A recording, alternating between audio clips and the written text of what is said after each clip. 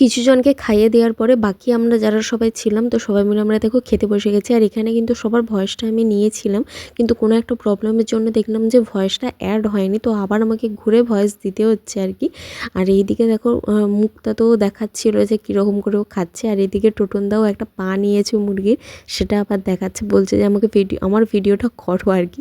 আর এইদিকে দেখো সবাই, এইদিকে রূপা মুক্তা, এদিকে সোনা তার বর, এইদিকে আমি আর আমার বর, মানে সবাই কাপলেরা বসেছে একসাথে আর কি। আর এইদিকে সোনাকে দেখো একাই কত মাংস খাচ্ছে, মানে এই মানুষটাকে তোমরা দেখে রাখো যে একা কেউ এত মাংস কী করে খেতে পারে, আর কেউ আবার ভঙ্গিমা করে করে খাচ্ছে। এইদিকে আবার ওর তো কাঁচা লঙ্কা চাই।